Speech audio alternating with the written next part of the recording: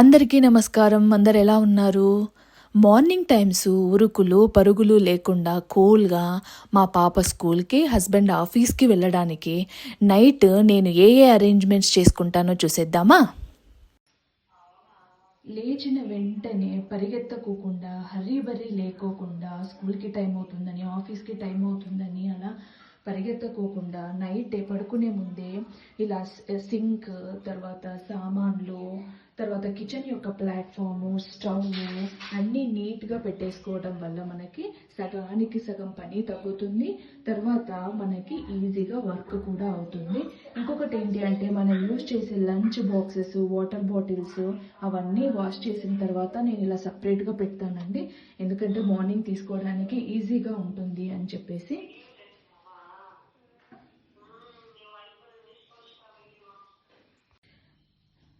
Next వచ్చేసి ఇలా living రూమ్లో ఎక్కువ టైం మనం స్పెండ్ చేస్తూ ఉంటాం కదండి.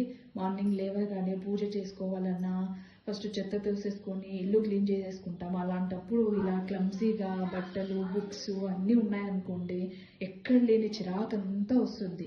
కాబట్టి నైటే పిల్లల బుక్స్, తర్వాత బట్టలు అన్నీ క్లీన్గా ఫోల్డ్ చేసేసుకొని బుక్స్ ఎలాగా నీట్గా సర్ది పెట్టేసుకున్నాం అనుకోండి, ఆ మార్నింగ్ ఆరామ్సే పని చేసుకోవచ్చు మనము.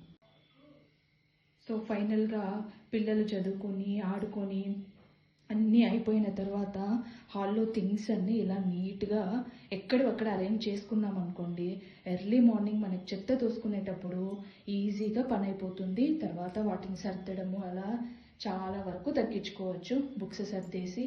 ఇంకొకటి ఏంటి అంటే నెక్స్ట్ డే మార్నింగ్కి వాళ్ళు ఏం బట్టలు వేసుకెళ్తారో అవి ఐరన్ ఉన్నాయా లేదా నీట్గా ముందే చెక్ చేసుకొని పెట్టేస్తానండి నేను. మా పాప యూనిఫామ్, మా హస్బెండ్ వేసుకునే డ్రెస్సు, సాక్స్ అన్నీ అలాగా రెడీగా పెట్టేస్తాను. మోస్ట్లీ అన్ని వర్క్స్ అయిపోయిన తర్వాత మనం పూజ చేసుకునే కంపల్సరీగా మన వర్క్స్ అనేది స్టార్ట్ అవుతూ ఉంటాయి. సో పూజ చేసుకునేటప్పుడు పూజకు కావాల్సిన మినిమం థింగ్స్, అగ్గిపెట్ట, అగరబత్తీలు, ఒత్తులు, దేవుని నూనె ఇవన్నీ ఉన్నాయో లేదో చెక్ చేసుకోవటం వల్ల ఎర్లీ మార్నింగ్ పూజ కూడా ఎటువంటి టెన్షన్ లేకోకుండా ఆరామ్సే పూజ చేసుకొని మనం వెళ్ళొచ్చు. ఇలా అరేంజ్మెంట్స్ చేసుకోవడం వల్ల మార్నింగ్ టెన్షన్ లేకుండా ఇంట్లో వాళ్ళతో క్వాలిటీ టైం స్పెండ్ చేస్తూ ఆఫీస్కి, స్కూల్కి కూడా టైంకి వెళ్ళొచ్చు. మరి మీరు కూడా ఇంతేనా?